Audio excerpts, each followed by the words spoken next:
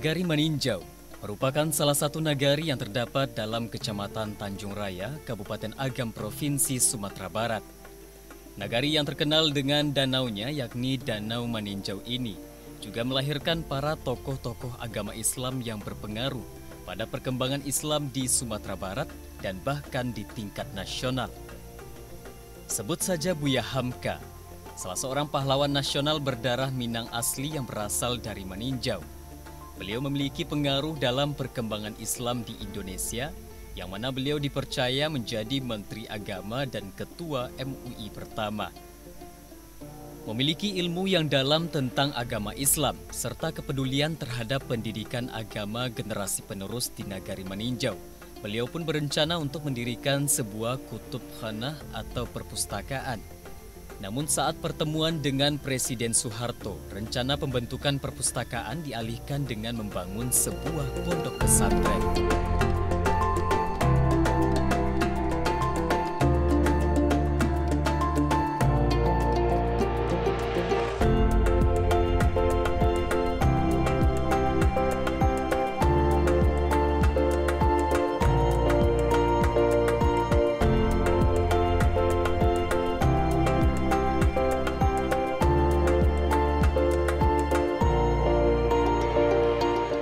Assalamualaikum warahmatullahi wabarakatuh. Pemirsa Jejak Islam rahimakumullah. Imam Syafi'i pernah berkata, "Man aradad dunya fa'alaihi bil ilmi, wa man aradal akhirah fa'alaihi bil ilmi, wa man aradahuma fa'alaihi bil ilmi." Sesungguhnya siapa yang menginginkan dunia, maka hendaknya dengan ilmu, dan barang siapa yang menginginkan akhirat, maka harus dengan ilmu, dan barang siapa yang menginginkan keduanya, hendaknya dengan ilmu.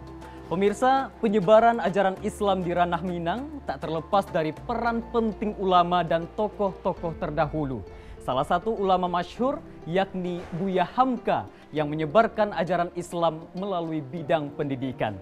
Saat ini saya berada di Pondok Pesantren Profesor Dr. Buya Hamka, tepatnya di kawasan Maninjau, Kabupaten Agam, Provinsi Sumatera Barat. Seperti apa sejarah dan juga kemajuan dari pondok pesantren ini? Ikuti saya di Jejak Islam kali ini.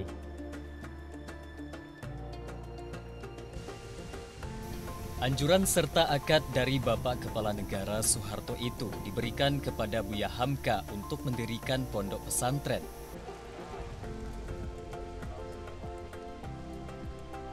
Hingga untuk mewujudkan akad itu dibentuklah Yayasan Dr. Abdul Dermawan Amarullah. Pada tahun 1981, Bapak Hamka dipanggil oleh Allah Subhanahu wa Ta'ala, hingga konsep pendirian pondok pesantren dilanjutkan oleh Bapak Muhammad Nasir.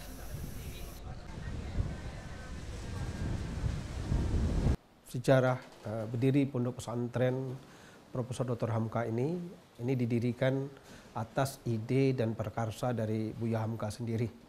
Lalu dilanjutkan kepada para tokoh dan ulama yang berada di kampung dan di perantauan dari Maninjau ini. Di antaranya itu Buya Bashir Ghani. Pada tahun tanggal 1 Muharram 1410 Hijriah, itulah awal berdirinya pondok pesantren Hamka ini. Bertepatan dengan bulan April tahun 1989. Ya. Awal berdirinya yaitu di SMP Muhammadiyah Bayur, lebih kurang berjalan lebih 3 tahun. Setelah itu pindah ke Batu Nanggai, sekitar 15 km dari sini. Pada tahun 2009 terjadi gempa, pondok pesantren yang di Batu Nanggai ini hancur, tidak dapat dipakai lagi, sehingga kita direlokasi ke sini. Di sini baru berdiri, baru kita tempati pada tahun 2013. Jadi lebih kurang 10 tahun baru di sini.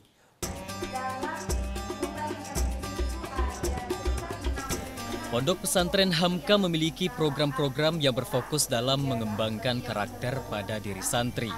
Program tersebut bertujuan agar dapat menimbulkan keberanian santri dalam menyampaikan kebenaran. Hal ini tentu saja mengarah pada sifat Buya Hamka sendiri.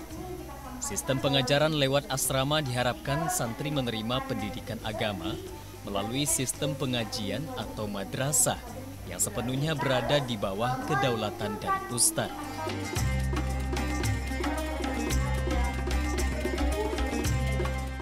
Proses belajar mengajar tetap dilakukan pada ruang kelas. Untuk santriwan dan santriwati memiliki kelasnya masing-masing, di mana setiap kelas diisi maksimal 20 orang santri. Sekarang kita akan menampilkan membaca puisi depan. Puisi yang telah kita susun minggu lalu, silahkan ditampilkan. Siapa yang mau membacakan puisi itu yang pertama?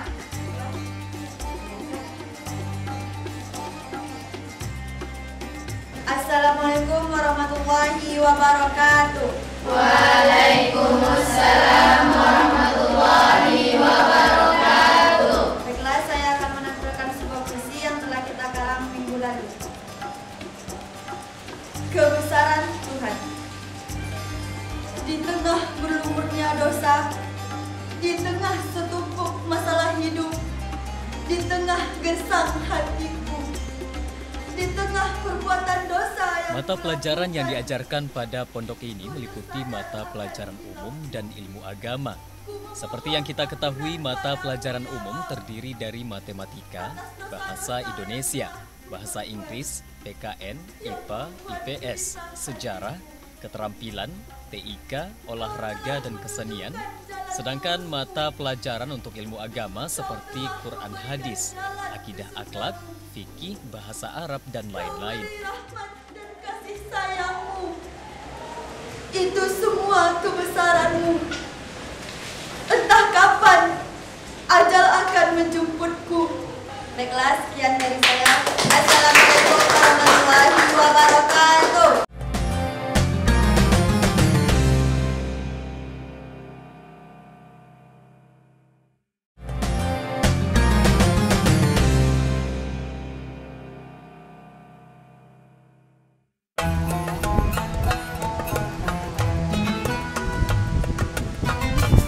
Lokasi pondok pesantren Hamka berada di daerah pedesaan yang jauh dari keramaian dan sudah dikondisikan lingkungannya untuk belajar. Lingkungan yang tenang dan alami tersebut akan membantu santri untuk lebih fokus dalam belajar dan beribadah.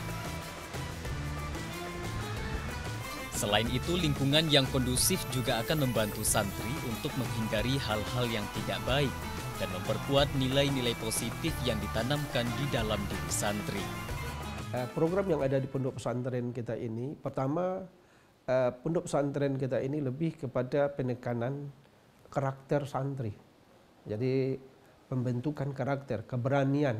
Jadi apa yang menjadi ciri khas dari Buya Hamka, itu yang kita giring anak ini. Salah satunya keberanian untuk menyampaikan apa yang dia yakini benar. Yang kedua, kemandirian. Ya. Yang ketiga yaitu kepercayaan diri, ya. Sehingga anak-anak kita ini kita latih untuk bisa tampil di mana saja, ya. Dan kapan saja dia masih siap, ya. Jadi kita bawa untuk keliling berdakwah seperti yang dilakukan oleh Buya Hamka. Di pesantren Hamka terdapat ekstrakurikuler muhadarah yang wajib diikuti para santri. Setiap Kamis atau setiap bulannya mereka wajib berpidato dengan materi yang sudah disiapkan sesuai tema. Biasanya tema yang dipilih masih seputar peristiwa yang penting atau patut diperbincangkan.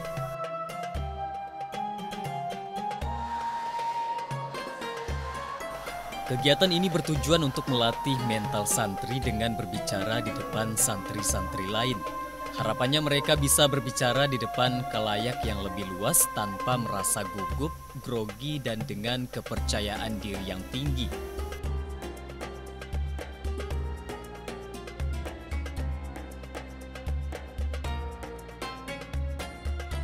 Selain itu, untuk melatih para santri agar lebih bertanggung jawab.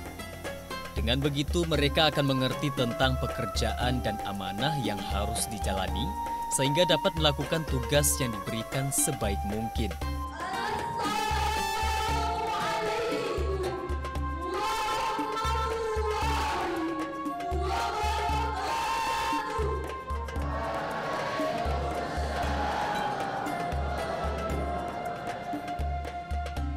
Baiklah, pada kesempatan kali ini kami akan menyampaikan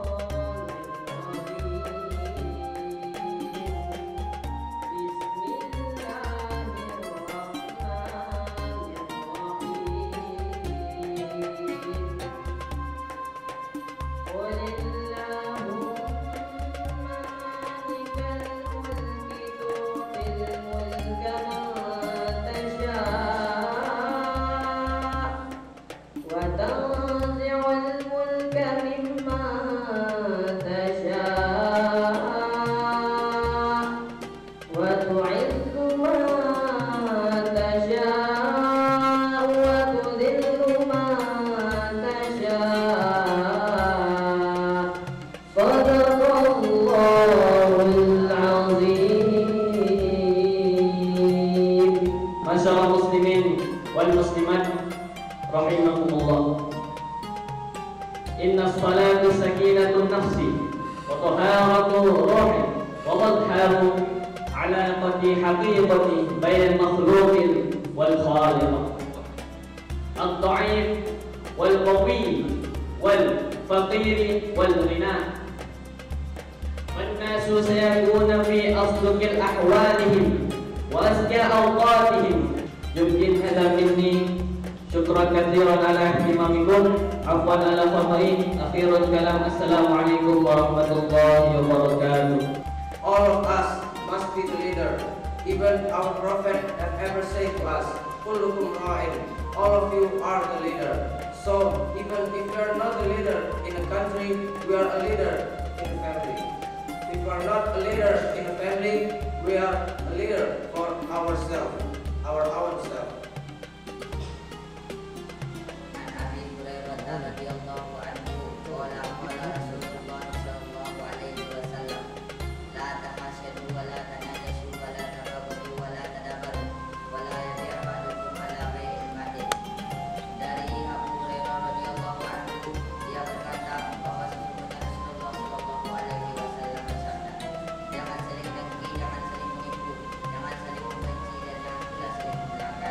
Dari Ibnu Umar radhiyallahu anhu, dia berkata, aku mengambil dari hadis Rasulullah SAW. Jadilah kamu di dunia ini sebagai orang asing atau orang musafir. Apabila kamu berada di pagi hari, janganlah menunggu sore hari. Dan apabila kamu berada di sore hari, janganlah menunggu pagi hari. Dan jadikanlah sehatmu untuk sakitmu, dan jadikanlah hidupmu untuk matimu.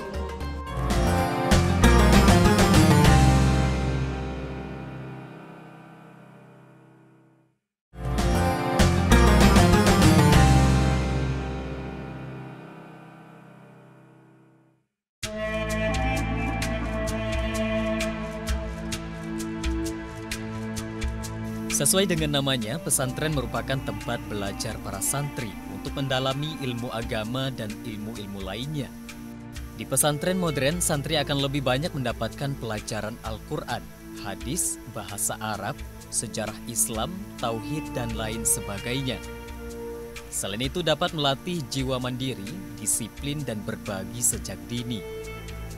Kurikulum pesantren modern mewajibkan para santri untuk tinggal di asrama, sehingga jauh dari orang tua. Dengan begitu mereka dituntut untuk bisa lebih mandiri di balik usianya yang masih kecil. Pondok Pesantren Hamka menjunjung tinggi 5 pilar yang menjadi kegiatan utama dilakukan oleh para santri, yaitu sholat wajib berjamaah, sholat tahajud, puasa Senin Kamis, sholat duha, dan menghafal Al-Quran. Kegiatan sholat berjamaah bertujuan untuk menjalankan perintah Allah Subhanahu wa Ta'ala, juga mendidik santri untuk menjadi disiplin, baik disiplin dalam belajar maupun disiplin dalam tata tertib pondok pesantren.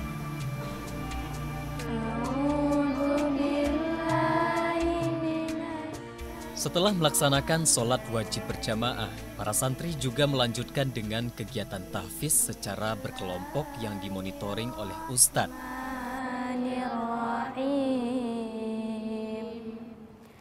Tabarakalladzi biyadihil mulku wa huwa ala kulli syai'in qadir. Wa ma ja'alna ashaban nari illa malaikah wa ma ja'alna iddatahum illa fitnatan lilladzina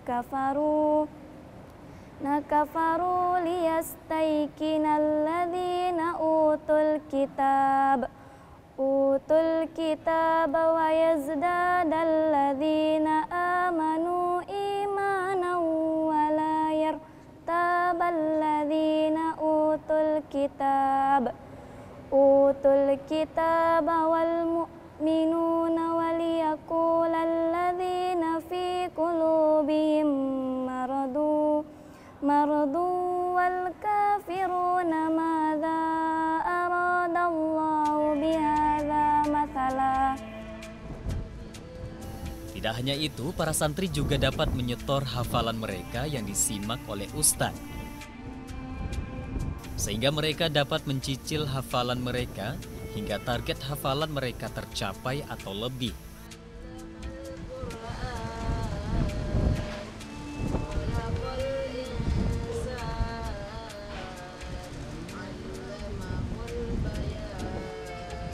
Anak-anak kita pernah menjuarai juara 1 untuk pembacaan reporter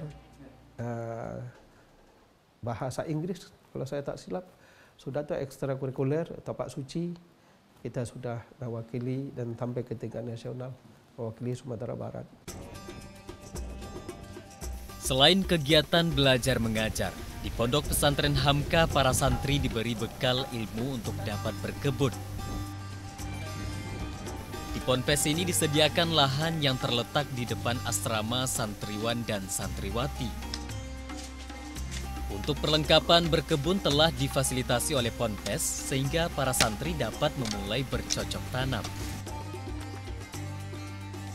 Kegiatan ini bertujuan untuk menciptakan proses dari santri oleh santri dan untuk santri. Jadi hasil dari kebun ini nantinya akan dinikmati langsung oleh santri, sehingga menimbulkan kesadaran santri dalam mengelola tanaman yang telah mereka tanam, karena hasilnya mereka sendiri yang akan menikmati.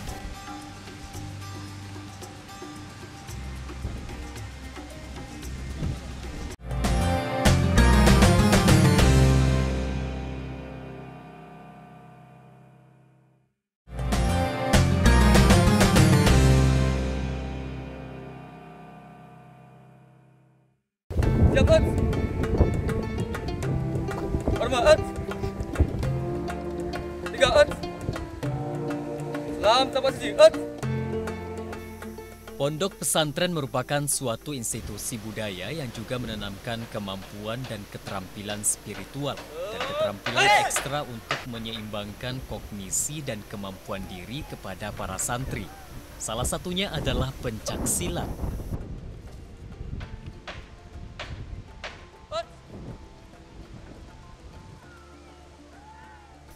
Kegiatan ini diharapkan dapat menyeimbangkan ilmu-ilmu yang didapatkan di pondok pesantren dan semiotika dalam setiap gerakan pencaksilat, serta dapat membentuk sikap kesatria pada masyarakat dan mendidik mereka untuk berani membela kebenaran juga keadilan, disiplin yang tinggi serta tanggung jawab lahir batin. Sehingga bekal dari bersilat akan bermanfaat untuk masyarakat, yaitu untuk menghindari hal yang mungkar dan membawa diri dan lingkungan kepada jalan yang hak.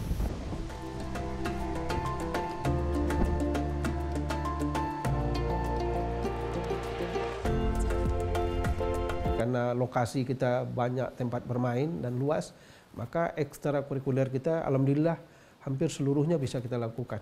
Mulai dari memanah, sesudah itu volleyball, futsal, sepak takraw, tenis meja. Cita-cita kita sesuai dengan cita-cita Buya Hamka, ingin melahirkan seorang pemimpin bangsa yang bagus, yang taat. Ini di sini. Makanya kita ketat sekali di sini, disiplin sekali. Ya. Jadi kita berharap lahirlah pemimpin yang cerdas dan taat di pesantren Profesor Dr. Hamka meninjau ini. Maka itu kita berupaya, berusaha bersama-sama dengan teman-teman. Siapa yang memang bersungguh-sungguh mau mengajar, siap tinggal di sini.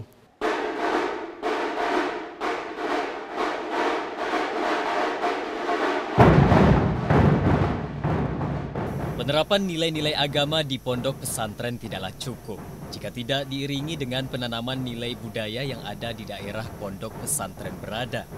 Di sini para santri juga dibekali ilmu seni budaya, salah satunya dengan berlatih bermain tambua dan dansa.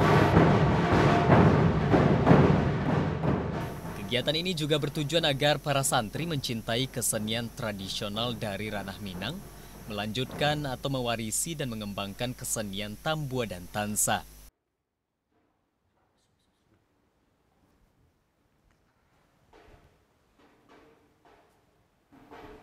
Pemirsa Jejak Islam yang dirahmati oleh Allah Subhanahu wa taala. Rasulullah Shallallahu alaihi wasallam bersabda, "Jika seorang muslim meninggal dunia, terputuslah amalannya kecuali 3. Di antaranya sedekah jariyah, ilmu yang bermanfaat dan doa anak yang soleh." Hadis riwayat Muslim.